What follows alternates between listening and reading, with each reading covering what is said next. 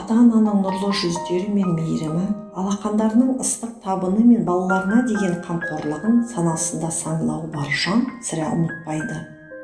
Қанша жылдар өтсе де әкем мен анамды аңсаймын. Әрдайым көңілімнің төрінде тұрады. Кешегі бақытты шағымды елжіреп сағынамын. Басымды иіп тағзым етемін. Кім болар жұбаныш көңілге, анамның даусы әлі жадымда. Менің әкем мен анам өте тамаша жандар еді. Бейнелері әлі жүрегімнің төрінде. Әкем асқар тауым болса, ал анам ақылшым, қолдаушым болды. Әкем Мұратов Рахман 1937 жылы, анамыз Хамзабай қызы Мағураш 1942 жылы дүниеге келген. Анам 1959 жылы мектепті бітіріп, Қостанай қаласындағы кооператив училищесіне оқуға түсіп, 1961 жылы аяқтайды. Сол жылы әкеммен танысып, отау тігіп, шаңырақ көтеріп, 8 баланы өмірге әкеліп, бәрін алдымызға тосып, ештеңеден таршылық көрсетпей әлпештеп өсірді. Әкеміз бен анамыздың мамандығы есепші болғандықтан Шилі елді мекенінде сауда саласында және совхозда бас есепші болып қызметтер атқарды. Анамыз қарапайым, жүзі жарқын, туысқа жақын, өте шаруақор жан болатын. Мінезі сабырлы да салмақты еді. Өмір бойы бар арманы балаларымды жеткізіп жетілдірсем деп еді. Анамыз қамшының сабындай қысқа ғұмырында бойымызға адамгершілік қасиетті дарытты. Біз анамыздан 1982 жылдың қоңыр күзінде кенеттен айырылып қалдық. Анамыз жол апатынан қаза болды. Ол кезде баланың үлкені Ғарифолла әскер қатарында. Мен мектепті енді бітіріп оқуға жаңа түскен кезім болатын. Соңымнан ерген сіңілілерім мен бауырларым мектеп жасында болды. Жәнібегім 3 жаста, Қаныбегім 2 жаста. Анасының бейнесін елестете алмайтын шақта қалды. Сол кезде Айгүлігім 10 жаста, ал Жеңісім 6 жаста.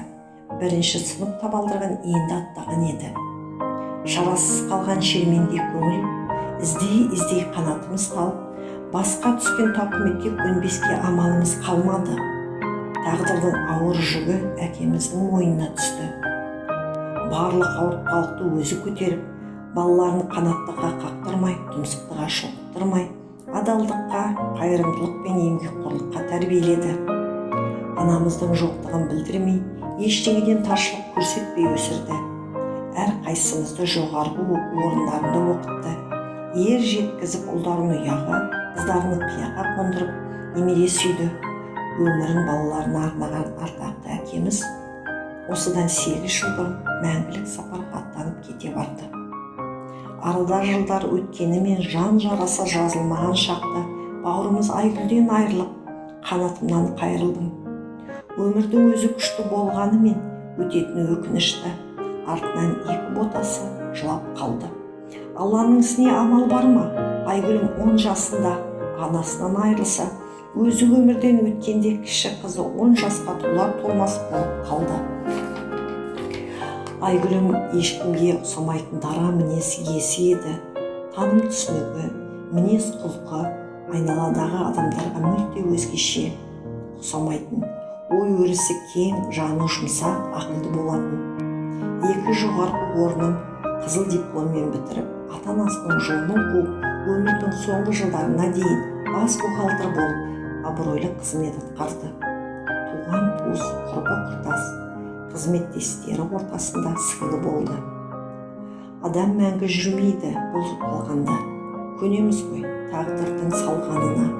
Күрен күндер келмеске кетіп, тарих қойнауына еніп жатыр. Асау аттай арындаған уақыт тоқтаусыз зымырап барады.